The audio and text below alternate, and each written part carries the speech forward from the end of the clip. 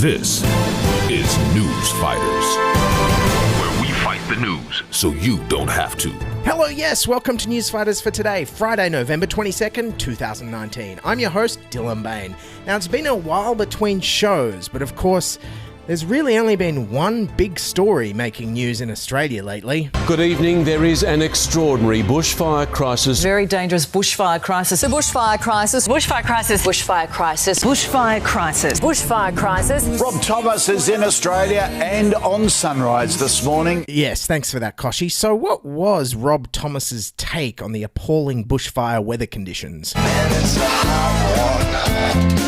Smooth jokes aside, not to be outdone, Nine's Today Extra was following the other huge news event. Also making news, the conspiracy theory that climate change activist Greta Thunberg is a time traveller. Yes, and we have exclusive audio of Greta Thunberg's reaction to the quality of journalism on Show at 9 lately. How dare you! Yes, the nationwide rural bushfires have even impacted the inner cities, with Sydney covered in a thick hazardous smoke haze for several days. In some Sydney suburbs, the air quality was almost 10 times worse than Beijing this morning. Paramedics treating more than 80 people for respiratory problems. Sydney's nickname, Big Smoke, never more appropriate. And let's just say these visiting tourists sure weren't impressed. This is my first time to Sydney, and so I hope you're not like this all the time. My nose is irritated and my throat's irritated. The weather in China always smoky like this. Cool, well at least Australia is starting to resemble a world economic superpower in one way. Now the smoke may have pissed off the tourists, but that didn't stop us fitness fanatic Sydney-siders from trying to exercise in air that resembled that of a 1990s nightclub on free cigarette night. My eyes are really itching. I've noticed that. How can you run in this weather? Well, it's not very good. Yes, and speaking of not very good, the political blame game over these catastrophic fires that have destroyed hundreds of homes and cost lives has already begun. And as predicted, the first horse out of the starting gate to inflame the culture wars was Barnaby Joyce. Nationals backbencher Barnaby Joyce has been making an argument that policies backed by the Greens have restricted hazard reduction burns and contributed to the ferocity of this month's fires. Barnaby Joyce has sparked outrage after remarks suggesting two people who died in the New South Wales bushfires most likely voted for the Greens. I acknowledge that the two people who died were most likely people who voted for the Green Party, so I'm not going to start attacking them. That's the last thing I want to do. Yes, the last thing Barnaby would want to do is start victim blaming in a bushfire crisis. He's far too smart to do that. But while Barnaby did recognise climate change as one of the contributing factors, he had his own theories about what was causing it, though. There are a range of things that affect the climate, and on a global scale you can be part of it, and I acknowledge they would have an effect. But there are other issues as well. There's just the oscillation of the seasons. There's a change in the magnetic field of the sun. Sorry, what? There's a change in the magnetic field of the sun. Is Barnaby really saying magnetic fields cause climate change? I didn't even think insane clowns knew how magnetic fields worked. Water, fire, air and dirt. Fucking magnets. How do they work? Meanwhile, over at the other insane clown posse known as Sky News, Chris Kenny says, fires schmires, this happens all the time. Well, we've shown you before the fires are not unprecedented, and late spring and early summer are the worst bushfire seasons for these parts of the country. So yeah, he says these unprecedented bushfires are not unprecedented. Yeah, it's just a natural part of summer in Australia every year. You know how it is. Cricket on the radio, esky full of beers, house burning down, shed burning down, neighbour's house burning down, entire neighbourhood burning down, Sydney-siders hospitalised, unable to breathe due to smoke, icy poles on the beach. It's just a natural part of summer and definitely not caused by climate change. Really? Bushfires caused by climate change?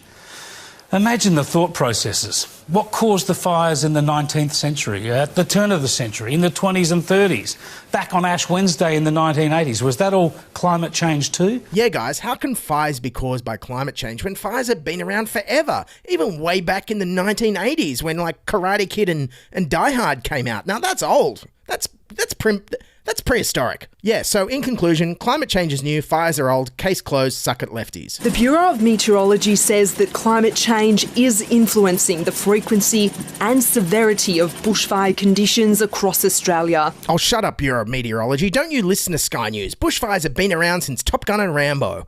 Anyways, if Chris Kenny is starting to sound like a climate change denialist there, don't worry, Rupert Murdoch at the News Corp AGM this week assured us there are definitely no climate change deniers there.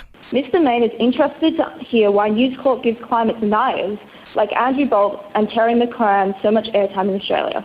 There are no climate deniers around, I can assure you. There you go, Rupert denying there's climate change deniers on Sky News. These guys definitely don't sound like climate change deniers at all. Universities fill the heads of their students with global warming rubbish. Frankly, another big global warming con. Global warming nonsense, the hoax that is global warming. Sounds like Rupert Murdoch might have a case of climate deniers' denial. There's almost no denying it.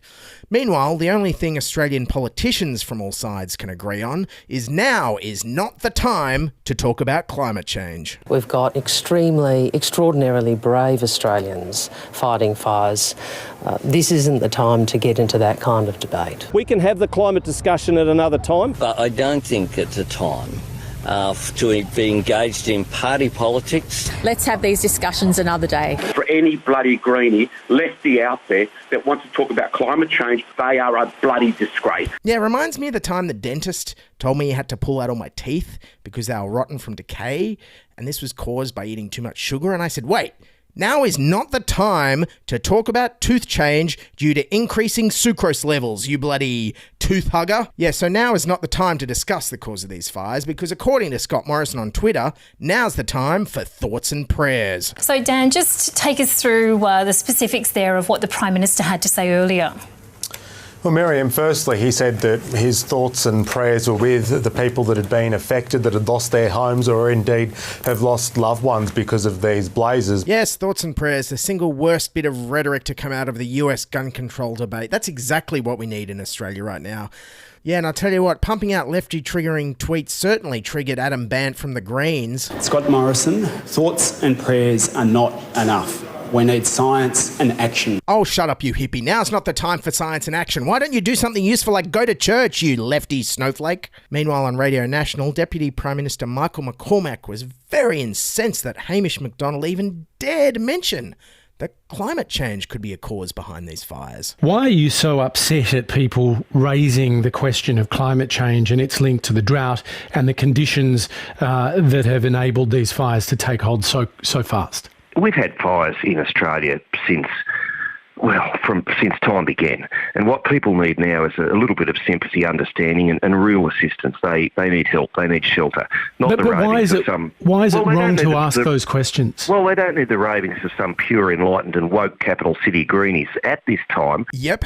Thanks, Michael McCormack. Because of you, I had to explain to my mum what woke meant. Also on ABC Radio, Prime Minister Scott Morrison said that Australia's emissions can't be affecting the fires because our emissions are just so small. But I think to suggest that with just at 1.3% of global emissions, that Australia doing something differently, more or less, would have changed the fire outcome this season, I don't think that stands up to any credible scientific evidence at all. Hells yeah, Scott Morrison says contributing 1.3% is hardly anything. So low, it's not worth talking about. So using that thought process, I think I can assume it's okay if you underreport your income to the tax office by 1.3% or rob a bank of 1.3% of its money. Or maybe it means I'm legally allowed to murder 1.3% of my neighbours. It hardly makes a difference in the grand scheme of things, right, ScoMo? Meanwhile, the Greens' second least favourite Israel Folau, knew the cause of the bushfires for sure. Gay marriage. Former Wallaby Israel Folau has delivered another shocking, explosive sermon claiming Australia's drought and deadly bushfires are God's revenge for same-sex marriage and abortion. These bushfires, these droughts, all these things have come in a short period of time. You think it's a coincidence or not? Hang on, what was he again? Former Wallaby Israel Folau. Former Wallaby? I didn't think Christians believed in evolution. And if Folau's comments and all the cheap political point scoring weren't depressing enough... It was a beautiful day for our Victorian firefighters heading to New South Wales as rock band U2 came to personally thank them for their efforts in keeping the country safe. I mean, as a country, aren't we traumatised enough without being subjected to U2 right now? I mean, when will this apocalyptic hellscape end? Someday, bloody someday, I hope. Anyway, we can't talk about the bushfire crisis without talking about one of the big causes, the drought. which Scott Morrison has made a priority ever since he became Prime Minister. My immediate priorities, in addition to, of course, our economic and national security, is the drought. Reaffirming drought relief is the government's top priority. No, it is. It's the biggest call on the budget because it's the most pressing. It's the rock I'm going to put in the jar first. Why are you putting rocks in jars, Prime Minister? Won't that ruin your peanut butter or Vegemite or whatever it is you have in there? I'm very confused. Almost as confused as Scott Morrison trying to explain how he's fighting the drought. It's like walking up a flight of stairs. And as the drought continues, well, you keep stepping up. And you also need to be in a position to keep stepping up in the future. I'm not a farmer. I've never pretended to be. Hold the front page. Scott Morrison has never pretended to be a farmer. At least not until his upcoming post-political career stint as a contestant on the reality show So You Think You Can Farm Soybeans, hosted by Osher Gunsberg. So in that interview on Sky News, Paul Murray pressed Scott Morrison on why he's not sending in the army to help fight the drought. In a drought, everyone has to do their jobs. One thing you've got to be careful of in a drought is also do no harm. You want to help, but in your enthusiasm and in your passion and strong feeling to assist people, you don't want to hurt at the same time and put someone out of a job. Yes, Scott Morrison there saying he doesn't want to put someone out of a job unless, of course, if they work for the ABC, the Australian Tax Office, the Australian Border Force, or the Australian Public Service generally, in which case clean out your desk and good luck monetising your dumb podcast, edit boy. But when it comes to drought solutions, Scott Morrison knows what definitely won't fix it: a magic wand. We want the farmers and the communities to be able to get through this drought. But we can't kid ourselves that there's a magic wand. In a drought, you can't wave a wand and make it like it was before. Really, Scott? No magic wand? No magic spell to help break the drought? That's not what you seem to be saying at Hillsong. I want to pray for the drought. Lord, we just pray for rain. Cool, that'll stop the drought. Thanks, ScoMo. But all this hope and prayer wasn't enough for one farmer who called into Alan Jones's radio show. Well, we got no hope, mate. They're not giving us hope. Scott's not saying to us, he's not saying, listen, we're going to build a weir. We're going to build a dam. Don't worry, when it rains, we know it'll rain. We've lived out here for a bloody 150 years, mate. We know it's going to rain. But what's going to happen when it rains? Are we going to be back in this situation? Give us some bloody hope, Scott. I mean, wow, didn't this farmer get his shipment of thoughts and prayers from the government? Yes, all the inaction over the drought has even led right-wing shock jock Alan Jones to take issue with Scott Morrison and his endless habit of spouting random numbers, and more importantly, his inability to feed a cow. $115.8 million that went directly into communities, drought communities, into individual shires, $1 million into each shire. PM, how does that feed a cow? PM, how does that feed a cow? I'd like to answer you. How does it feed a cow, PM? And I'm sure your listeners would like to know where that $300 million plus has gone in the past year. $15 million to help them with looking after the pests and weeds in their property. How does that feed a cow? How does that feed a cow? How does that feed a cow and to keep it alive? I mean, Scott Morrison's government does actually know about keeping a half-dead cow alive. I mean, how else do you explain that Barnaby Joyce still has a political career? What do you think of that joke, smog jogger? Well, it's not very good. Fair enough. Yes, when it comes to the droughts and fires and almost everything else with his prime ministership so far, Scott Morrison is awfully good at spouting random numbers and making it appear as though he's doing something. But as he himself said, in a drought, everyone has to do their jobs. And if Scott Morrison and the coalition don't start doing their jobs properly, actually taking charge of the climate emergency and properly fighting the drought in this country, well, they're going to need a whole bunch of thoughts and prayers. Because last I checked, to win the next election, Labor only needs a very small swing to it. In fact, it's not much more than how much, ScoMo? 1.3%. Yes, that's Newsfighters for today. Keep tuning in as we have a couple more episodes planned before the end of the year, including a massive year in review episode with special guests. In the meantime, follow us on Twitter @NewsFightersPod, where we're posting funny clips we find, or watch this episode on YouTube or at our website, newsfighters.com. Keep fighting, and bye for now. This is Newsfighters, where we fight the news so you don't have to.